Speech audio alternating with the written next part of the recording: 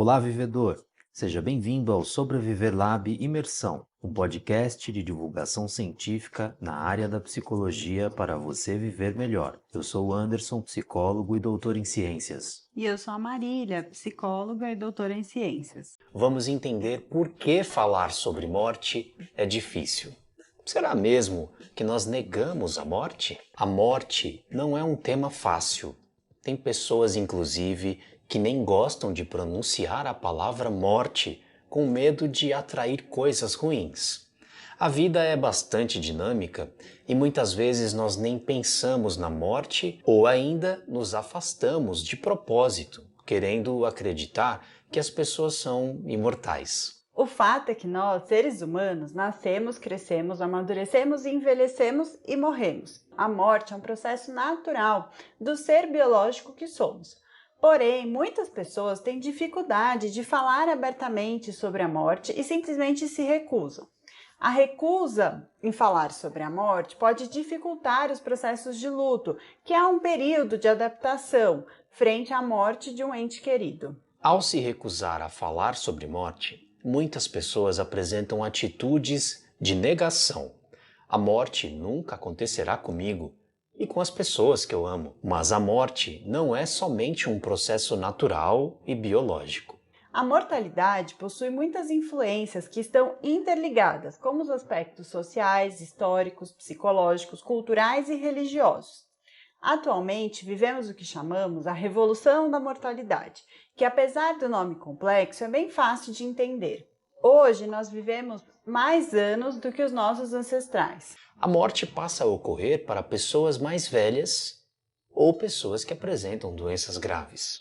Hoje em dia, percebemos que a morte possui um status de abstração, invisibilidade. Vocês já perceberam como nós temos dificuldade, inclusive, de descrever o fenômeno de maneira mais concreta? Uma característica que pode influenciar na abstração da morte é que os cuidados com os doentes terminais e pessoas que estão prestes a falecer muitas vezes são realizados em instituições, como hospitais. Mas isso nem sempre foi assim. Antigamente, as pessoas não tinham acesso a instituições de saúde que recebiam as pessoas doentes e as pessoas acabavam recebendo tratamentos em casa e muitas vezes falecendo na própria residência.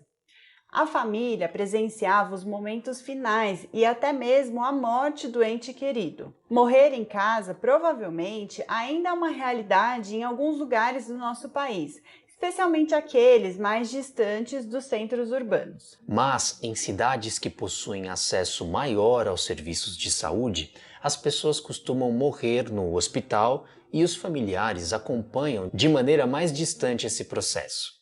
Outro ponto importante que explica a dificuldade em falar sobre morte é a reação emocional. Quando alguém falece, surgem sentimentos desagradáveis, como tristeza, raiva, solidão, angústia, um sentimento de vazio e até mesmo desesperança.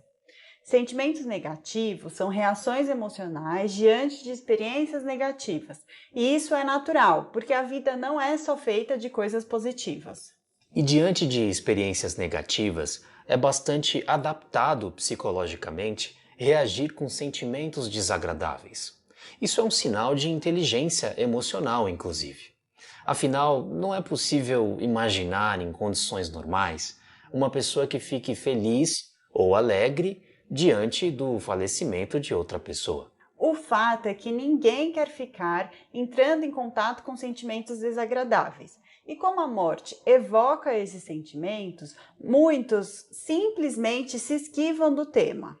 Mas essa esquiva nem sempre poderá funcionar, porque mais cedo ou mais tarde, infelizmente, alguém do seu círculo social irá falecer. O importante é tentar construir uma adaptação diante da morte do ente querido, ou seja, enfrentar o luto.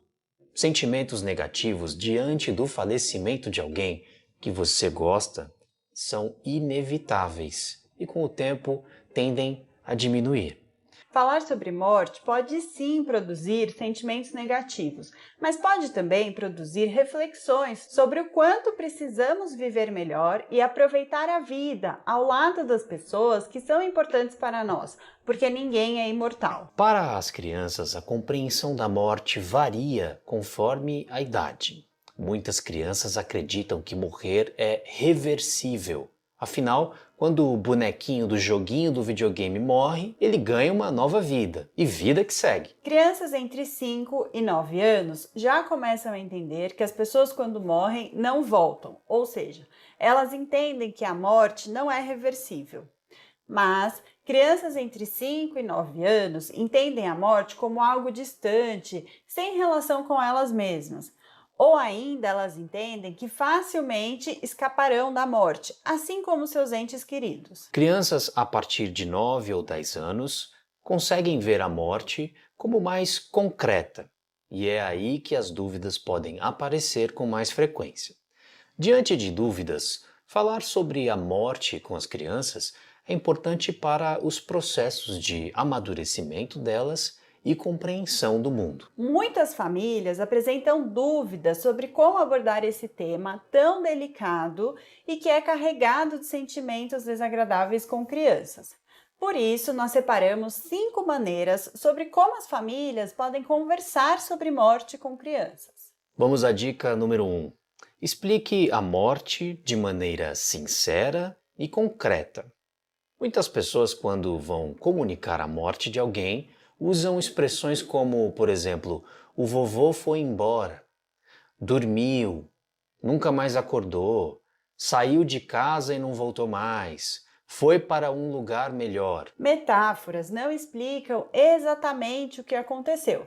E mais do que isso, podem gerar medos e fantasias na cabecinha das crianças. Uma criança que entende que alguém saiu de casa e nunca mais voltou, facilmente pode generalizar e passar a não querer mais sair de casa ou ainda ficar angustiada quando seus pais saírem de casa e demorarem um pouquinho. Seja sincero e concreto ao explicar que, infelizmente, alguém faleceu, evitando variações e metáforas para a palavra morte. Infelizmente, o vovô morreu, porque o coração dele parou de bater. O coração, quando fica velhinho, para de bater porque não funciona tão bem com o passar de muitos anos. Ou seja, morrer faz parte da vida e acontece com as pessoas velhinhas ou doentes. Dica 2. Fale o necessário conforme a curiosidade. As crianças estão construindo vocabulário. Muitas vezes elas podem não entender ou conhecer as palavras que nós adultos usamos.